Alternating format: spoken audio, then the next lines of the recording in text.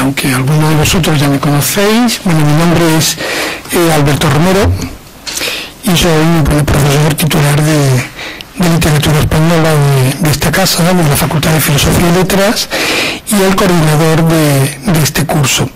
Entonces, si os parece, vamos ahora, además de presentar el curso, ver lo que vamos a hacer y dar unas pautas generales en relación a los contenidos y los conferenciantes, pues también daremos unas pequeñas pautas técnicas especialmente sobre la sesión bibliográfica que tenemos mañana, también sobre esta hora, y también en relación al sistema de evaluación para aquellos alumnos que hayáis solicitado los créditos de libre elección, aunque será algo muy sencillo.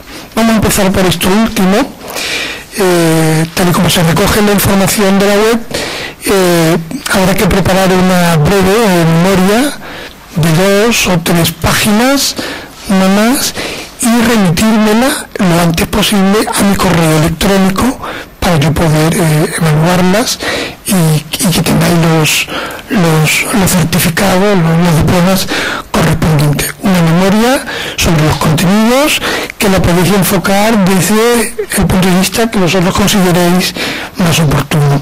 Por tanto, yo creo que ese aspecto no presenta ningún tipo de problemas. Bien. Respecto a la sesión bibliográfica de mañana, si os parece, estamos citados inicialmente a las 9 de la mañana, y si os parece, bueno, pues podemos retrasar un poco sobre las 9:15, 9:20, fundamentalmente para que después no tengamos unos periodos de descanso excesivamente largos, ¿no? El planteamiento de las conferencias o lecciones está previsto para que una vez que intervenga el profesor, pues podamos abrir un debate, ¿no? Yo le he sugerido a todos mis colegas que independientemente del aspecto más doctrinal o más académico, también sean intervenciones que inciten un poco a la pregunta, ¿no? Eso especialmente se va a dar el último día en la sesión de clausura con la mesa redonda que tenemos, y muy especialmente con la conferencia final de la escritora en una Almudena Grande, que muy amablemente ha cedido clausurar el seminario. Bien, el objetivo de este seminario parte un poco de una serie de inquietudes de carácter docente, y los que me conocéis sabéis que en la clase suelo hacer mucho hincapié en esos aspectos. Yo me dedico fundamentalmente a la literatura española, doy de todo, pero fundamentalmente mi ámbito de actuación más específico son los siglos XVIII y XIX y el primer tercio del siglo XX, es decir, desde la Ilustración hasta la Guerra Civil. Y bueno, después de más de 25 años dando clase, siempre se dice, ¿no?, que los aspectos relacionados con la historia, la cronología, los reinados, los cambios históricos influyen en la literatura. Bueno, eso vosotros también lo sabéis. Forman parte del contexto, para explicar a los autores, su ideología, el formato de los textos, por qué estos temas y no otros. Y desde ese punto de vista todo resulta bastante tradicional. Sin embargo, de un tiempo para acá, yo me he venido planteando que la incidencia de los acontecimientos históricos, al menos en determinados momentos de la historia, no solamente de España, la historia de Francia también, la historia de Occidente, esa incidencia no es algo que tenga que ver solo con el contexto, no es algo que pueda arrojar luz, sino que la propia historia está dentro de los textos, está dentro de los escritores. Y es que a partir de 1789, es decir, a partir de la Revolución Francesa, surge en Europa, un poco antes de surgido en Estados Unidos, pero a partir de ese momento en Europa la política, el ejercicio de la política deja de ser algo exclusivo de la monarquía, deja de ser algo completamente exclusivo de determinadas élites aristocráticas, y el espectro de la participación política, con todas las restricciones habidas y por haber, sin embargo, es un abanico que empieza, entre comillas, a democratizarse, de manera muy tímida, pero es una puerta que se abre en la historia para ya no cerrarse nunca, sino que esa puerta cada vez es más amplia hasta llegar a las democracias actuales,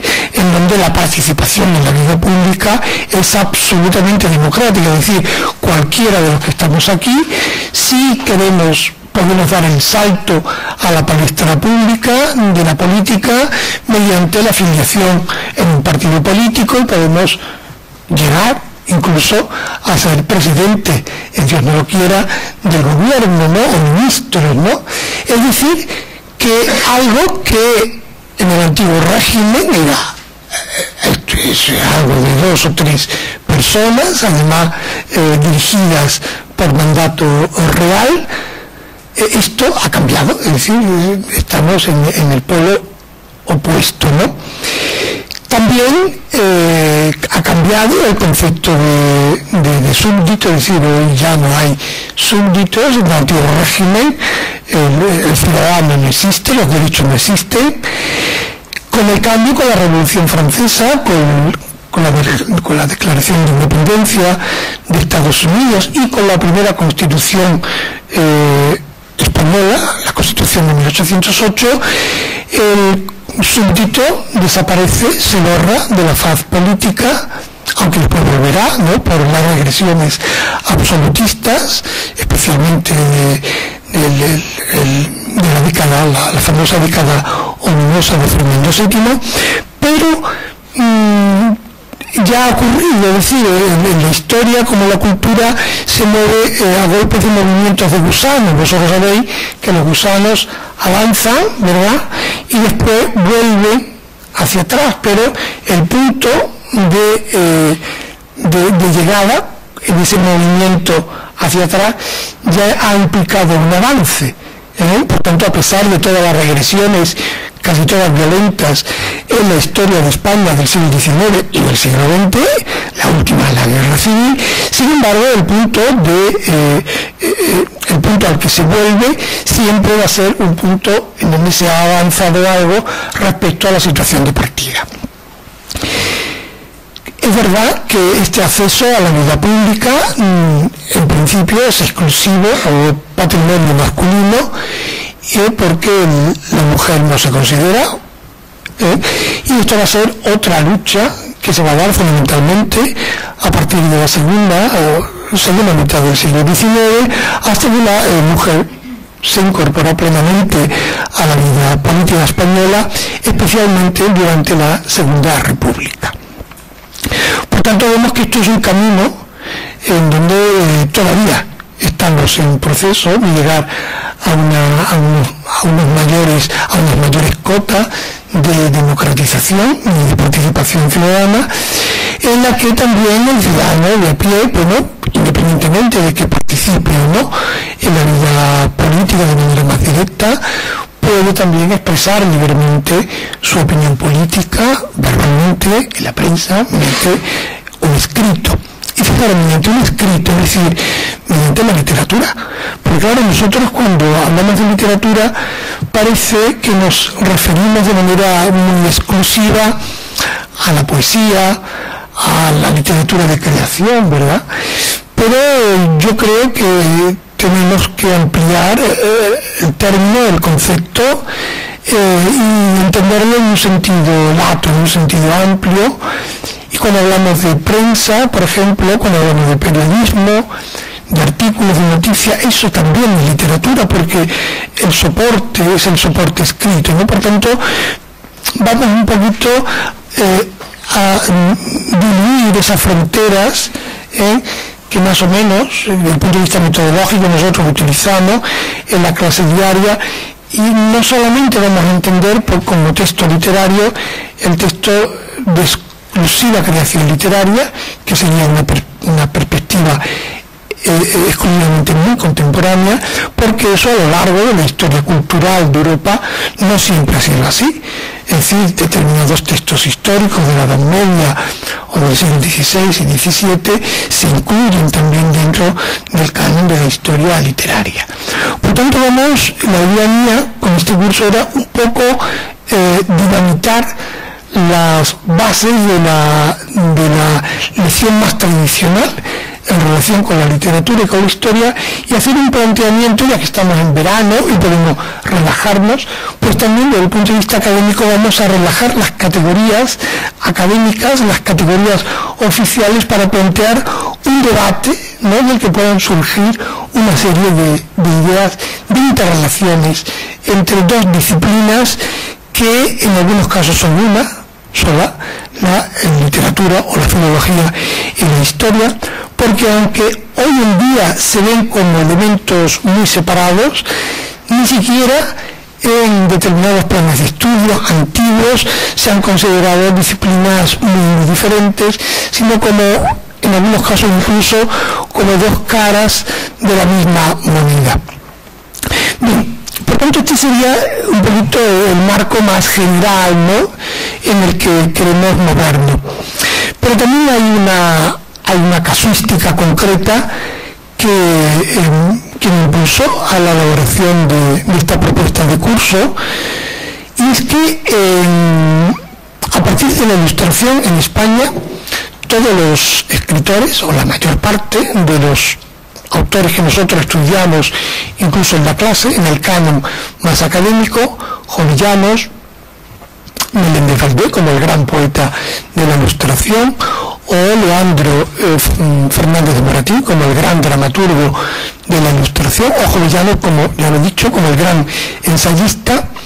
Sin embargo, tanto Jovellanos como Moratín, como Meléndez Valdés, son hombres de Estado, es decir, son ministros, consejeros del rey, es decir, son personalidades con una extraordinaria actividad política, que en ningún caso está vivida o se manifiesta como una actividad diferenciada de su labor literaria.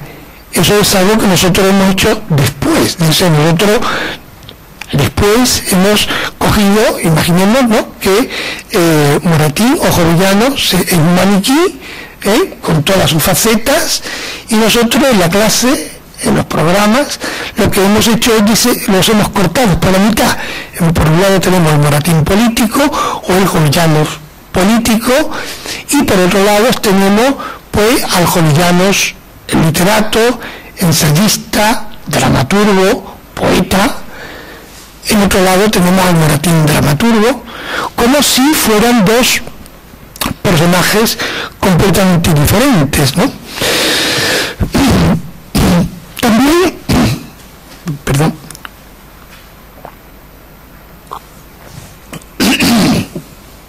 si nos vamos,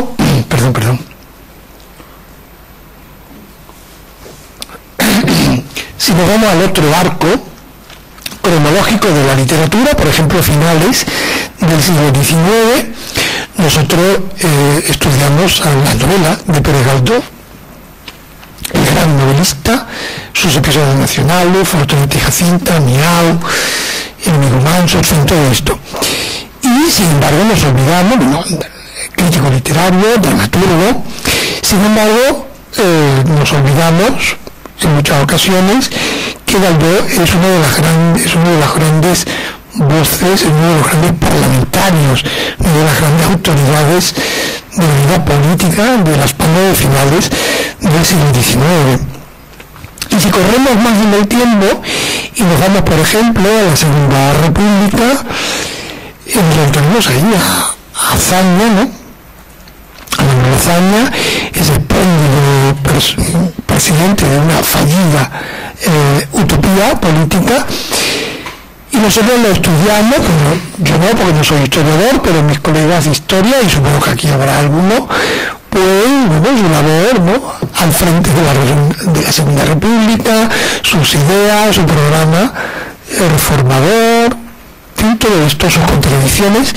Sin embargo, nos olvidamos, nuestros colegas de historia, igual que nosotros, como estudiosos de la literatura, nos olvidamos de la labor política o de la labor de ciencia histórica. Nuestros colegas de historia obvian, en muchos casos, que Miguel Lozano es un extraordinario novelista, es un extraordinario autor de ensayo, traductor, es decir, es un intelectual con una obra literaria de muchísimo calado. De la misma manera que Galdós es un extraordinario novelista que tiene una obra política o una trayectoria política tremendamente importante. Claro, podrías decirle, bueno, claro, Alberto, te has ido a los paradigmas, ¿no? Te has ido a las excepciones de la regla. Pues no, me he ido a ejemplos, a los ejemplos más conocidos o más brillantes de algo que es una regla. Es decir, lo raro, a partir de la Ilustración hasta la Guerra Civil. Después de la Guerra Civil en España tenemos también algunos ejemplos, un poco más caricaturescos, un poco más cómicos, de algún que otro ministro que ha querido ser escritor, ¿no? En algunos casos no. Ahí tenemos, por ejemplo, el que fue ministro de Cultura, Jorge Semprún, fue creo uno de los primeros ministros de Cultura de uno de los primeros gobiernos socialistas, que es un extraordinario novelista, ensayista, ¿no? Es una excepción. Pero eso es algo que es completamente habitual, completamente normal a partir de la Ilustración y hasta la Guerra Civil Española. Es decir, lo normal es que cualquier personaje de proyección política tenga una obra literaria y viceversa.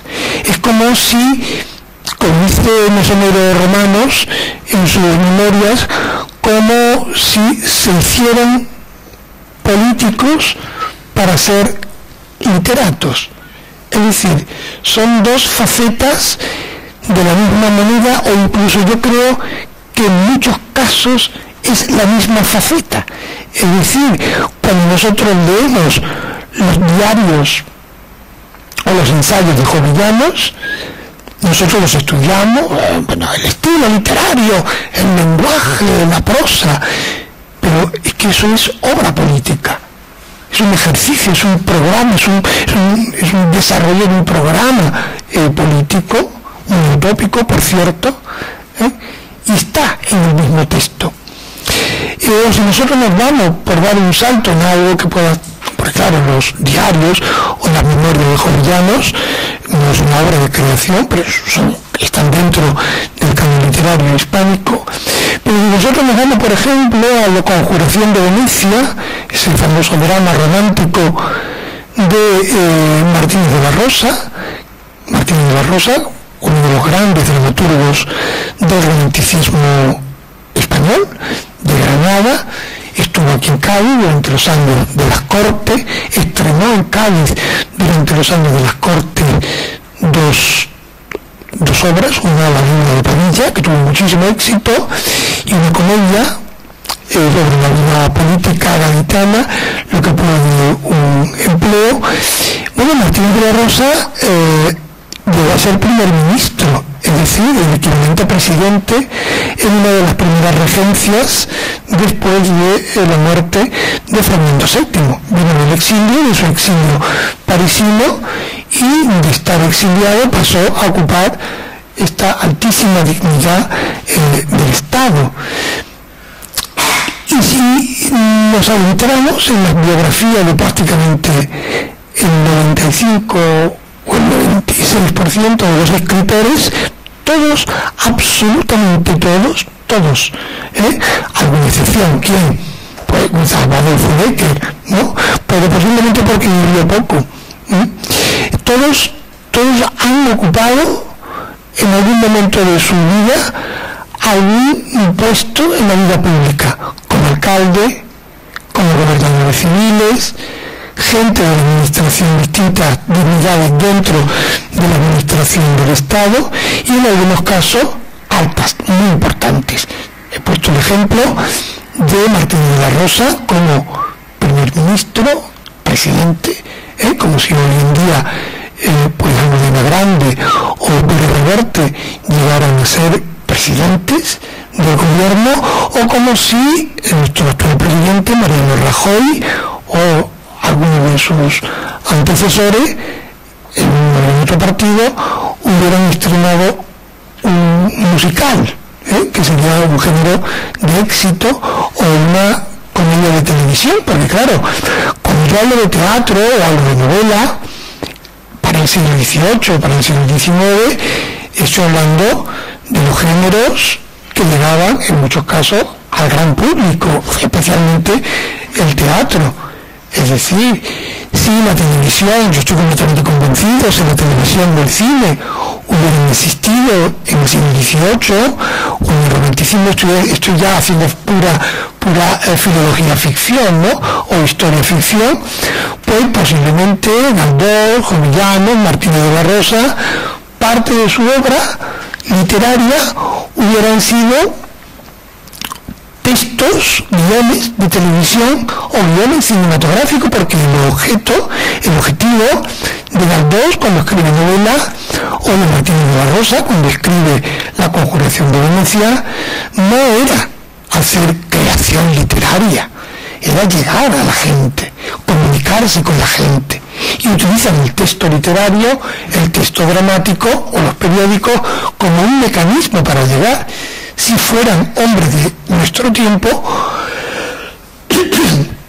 posiblemente hubieran escrito esos teatros, esas novelas, pero también hubieran accedido a los nuevos formatos de la comunicación, hubieran accedido al espacio virtual, al texto digital, al cine, hubieran recibido, en algunos casos, hubieran recibido algún que otro Oscar, algún que otro Goya, y en algunos casos pues incluso hubieran participado de este nuevo esquema televisivo, ¿no? De estos programas de expectativas de audiencia tremendamente importantes, ¿no? Es decir, yo creo que tenemos que, por lo menos en vacaciones, dejar los prejuicios a un lado para analizar estas cosas con un poquito más de libertad. Por tanto, no es que los escritores a veces se dediquen a la política, sino que casi siempre se dedican también a la política. Y los políticos se dedican también a la literatura. ¿Por qué? Yo creo que por varios motivos. El primero, por una razón fundamentalmente de carácter económico, es decir, tener éxito en el mundo editorial, en la novela, o tener éxito en el teatro, era pasar de la noche a la mañana de ser pobre a tener muchísimo dinero, especialmente en un caso como por ejemplo Galdós, que se hizo de oro con sus episodios nacionales, que fueron un bestseller en la época, como lo siguen siendo en la actualidad, y especialmente con algunos de sus éxitos teatrales. Es decir, con la literatura se alcanzaba el aplauso del público, el reconocimiento de los públicos más populares, claro, de los sectores menos intelectuales, pero también se consideraban incrementar de manera muy considerable tu patrimonio económico. Hoy en día, un autor de éxito, un novelista de éxito, Pérez Reverte o Almudena Grande, aquí vamos a tener oportunidad de preguntárselo y de que me desmientan, si una novela tiene éxito se puede ganar mucho dinero, y si esa novela además firma un contrato para televisión, multiplicas los beneficios, ¿no?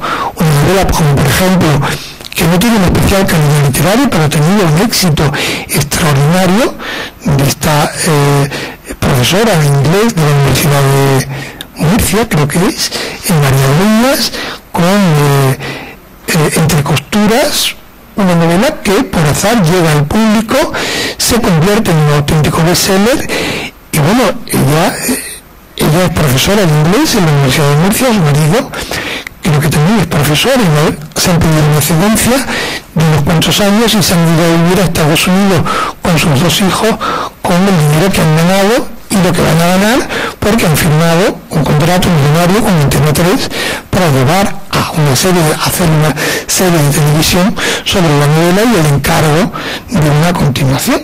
Es decir, que cuando se tiene éxito, en pocas ocasiones, es cierto, pero cuando se tiene éxito, el éxito llega de manera absolutamente aplastante, ¿no? Por tanto, el acercarse a la literatura para ganar dinero, eso ha existido siempre. Gracias a eso tenemos una historia de la literatura, especialmente en el XIX y en el XX. En los siglos anteriores los mecanismos son francamente muy diferentes, ¿no? Y para que una anécdota que no tiene nada que ver con esto, pero para que os hagáis una idea, nosotros conocemos a Fernando Lázaro Carreter como uno de los grandes padres de la filología española, ¿verdad? Sus famosos manuales de historia de la lengua, sus manuales de dialectología. Fue presidente de la Real Academia Española de la Lengua durante muchos años. Es decir, don Fernando es una autoridad. Pues bien, don Fernando Lázaro Carreter, un hombre de prestigio académico que ha creado una escuela de filología muy importante en el mundo académico, no solamente español, sino también hispanoamericano, con lo que se hizo de oro, es decir, con lo que ganó mucho dinero, y todavía sus descendientes siguen ganando, fue con dos cosas. Una, con sus famosos manuales de instituto de lengua y literatura, bueno, algo que podía entrar dentro de la visión de su profesión académica, pero con lo que realmente ganó en los años 70, por ejemplo, el equivalente, pues entre 30 a 40 millones de pesetas de los años 70, traduzcan, fue con una obra de teatro que fue un auténtico éxito en los años 60, 70, que firmó con un seudónimo, es decir, es una obra que muchos de ustedes conocerán, no porque estuvieran vivos en los años 70, ni muchísimo menos, sino porque después fue llevado al cine, al cine español de los años 70 y 80, y creó una saga, ¿no? La saga de La ciudad no es para mí, una comedia protagonizada por Paco Martínez Soria, que después tuvo una sucesión, ¿no? Como Tiburón 1, Tiburón 2, cuando una obra tiene éxito, se repite. Pues aquí La ciudad no es para mí 1, La ciudad no es para mí 2, 3, 4 y 5, una españolada de esta así, de serie B, es decir, un auténtico horror, pero que cuajó en la sociabilidad de los españoles. No había español en España y fuera de España que en los años 70 no hubiera visto la saga entera de la película, que hubiera visto también la obra de teatro y que después hubiera comprado el vídeo y más tempranamente el DVD. Bueno, esto es algo que a don Fernando no le gustaba que le preguntaran, porque claro, para él esa obra, esa comedia tan espantosa, tan horrorosa, pero tan española, tan carpetoletónica, pues era algo que, claro, para un personaje tan importante, con tantísimo reconocimiento académico, esto era como un desdoro. Claro, era un desdoro público, pero no era un desdoro para su cartera o para su cuenta corriente, porque ahí sí tiene. Es decir, lo que quiero decir con esto, con este ejemplo, es que el acercamiento al ejercicio de la literatura tiene un fortísimo componente económico, pero también tiene otro componente de difusión. Es decir, hoy en día la persona que se va a dedicar a la política hay unos partidos, hay unos organigramas y hay toda una serie de mecanismos para darse a conocer a sus lectores. Las campañas electorales, la fotografía, la publicidad, el marketing, la televisión. Pero claro, en la época de las Cortes de Cádiz, por ejemplo, en el siglo XIX, ¿cómo se puede dar a conocer un político? No existe la televisión, no existe el cine, no existe, bueno, ¿Qué literatura? El periodismo. Es decir, los principales políticos fundan sus propios periódicos y escriben en sus propios periódicos para darse a conocer, para dar a conocer a sus futuros votantes sus ideas, su programa, su pensamiento. Por tanto, vemos que el ejercicio de la literatura tiene, por un lado, un componente pedestre muy importante de carácter económico, pero también está íntimamente ligado a la génesis de la política moderna. Es el medio que utiliza el político para darse a conocer, pero claro, al ser un medio que no es una foto, que no es una instantánea, que se basa en la escritura, quiere decir que el cuerpo doctrinal, esas ideas políticas, se van a expresar de una manera más clara, más evidente, menos evidente, a través del texto, a través del artículo, a través del ensayo, a través del folletín, a través de la novela y a través del teatro. Por tanto, vemos que se crea una especie de tejido en donde lo político, lo histórico y lo literario está tremendamente unido, en donde no se puede desgajar. Nosotros lo hemos hecho en la clase, porque, entre otras cosas, porque no se puede abarcar todo y por razones metodológicas. Entonces lo que yo quería pretender con este curso es, sobre el pretexto de la ficcionalización en torno a la guerra de la independencia, en torno a las independencias también hispanoamericanas, ¿no? Que es un proceso completamente paralelo al proceso constitucional gaditano, pues plantear ese debate en cómo está todo eso imbricado desde los propios protagonistas, desde los propios testigos, y cómo la literatura, en un sentido amplio, va construyendo un relato sobre los acontecimientos históricos, este o cualquier otro, que a veces va a tener un impacto mucho más importante, mucho más decisivo sobre los receptores que el propio discurso histórico en sí. O dicho de otra manera, el discurso histórico de la colectividad se basa más en los procedimientos de ficcionalización, la literatura, el teatro, el cine, la pintura, la televisión, más que en el documento propiamente histórico. García Márquez, en 100 años de soledad, en un determinado acontecimiento que ocurre en Macondo, hay en un determinado momento de la novela una matanza.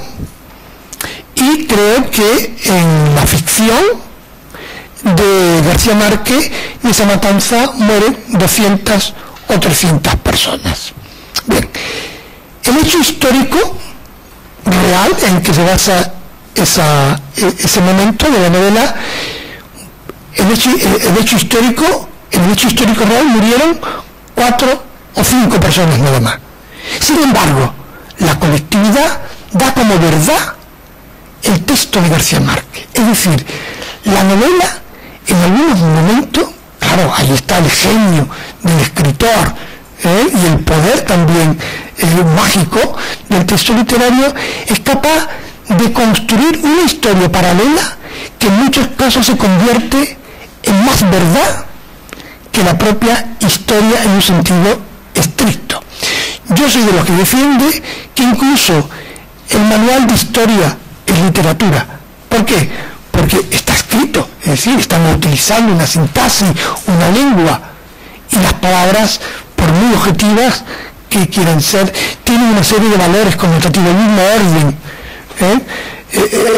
Bueno, fijaros toda la polémica que se ha levantado con algunas biografías, especialmente la biografía de Franco, en el diccionario de Historia de España, de la Academia de la Historia, ¿no? En donde se supone que la historia es una ciencia objetiva, y como ciencia cultural que es, no lo es.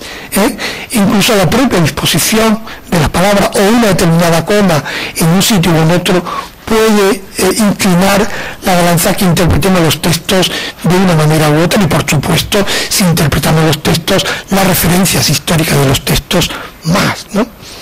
Por Por tanto, la literatura, yo creo, contribuye, y entiéndanlo en un sentido positivo, a la creación del discurso de la historia sobre la fase de la falsificación de la historia, teniendo en cuenta que en el discurso histórico es muchas veces muy difícil eliminar lo que es puramente emocional, lo que es puramente ficcional o lo que es falso.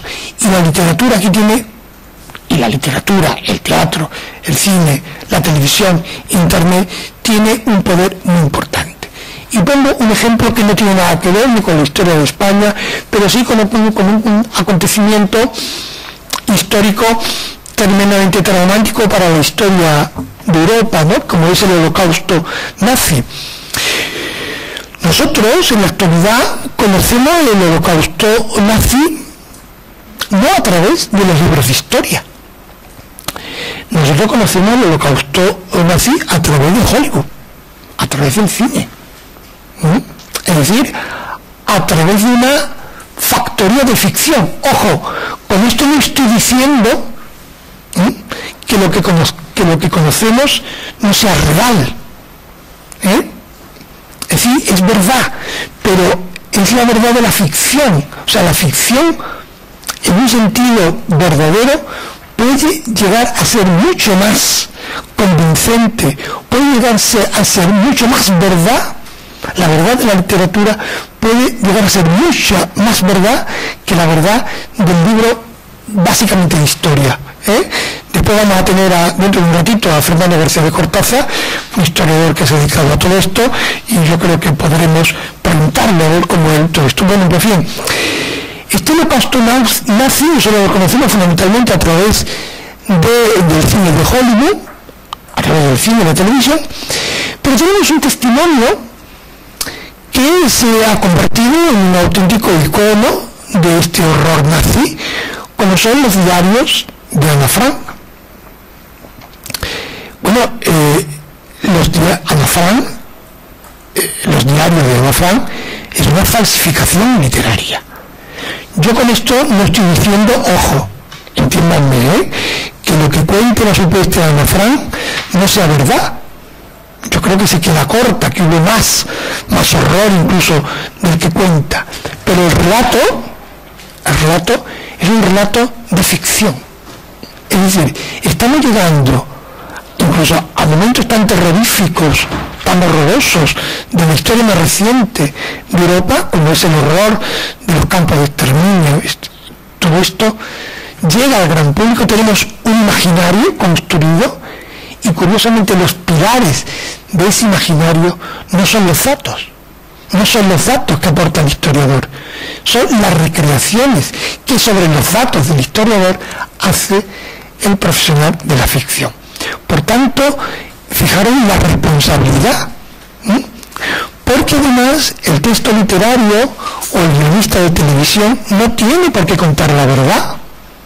El objetivo de la literatura no es contar la verdad, puede contarla si quiere, o una determinada verdad. Por tanto, fijaros que nos estamos moviendo en una piscina tremendamente peligrosa, porque por un lado yo estoy haciendo una defensa del valor que tiene la literatura para el conocimiento de la verdad, pero por otra parte estoy defendiendo que no es el objetivo prioritario ni principal de la novela, del cine, del teatro, de la televisión, contar la verdad. Sin embargo, a pesar de esta terrorífica contradicción, sin embargo, se convierte en unos aliados extraordinarios. La imagen que nosotros tenemos de Egipto, ¿no? de la cultura egipcia, además de la imagen a través de los museos y todo esto, y de los famosos reportajes del National Geographic, no cabe la menor duda que la imagen más brillante y más falsa, todo hay que decirlo, que tenemos del esplendor de Egipto es la famosa entrada de Cleopatra a través de Elizabeth Taylor en Roma, algo completamente irreal, completamente porque Egipto no era así.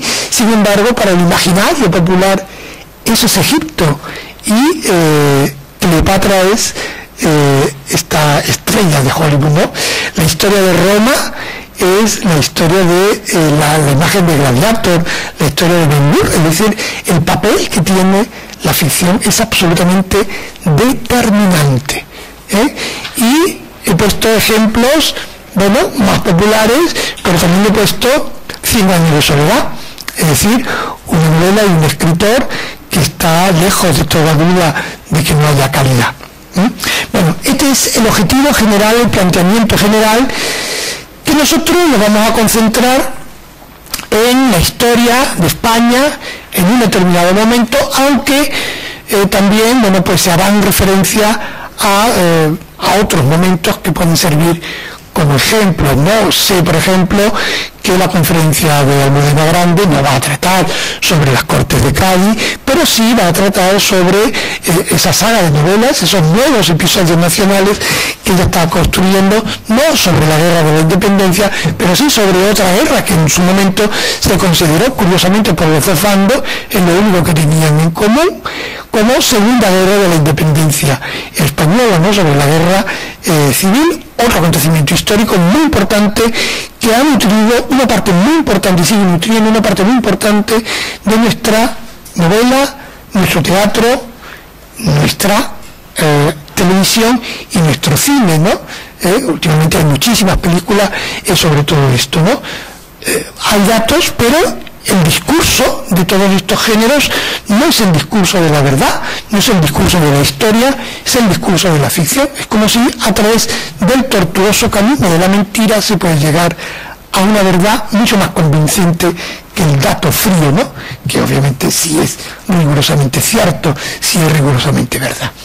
Bueno, y si os parece, hacemos un pequeño impasse, un pequeño descanso de un cuartito de hora y nos vemos aquí para recibir al primer conferenciante, el profesor García de Cortázar.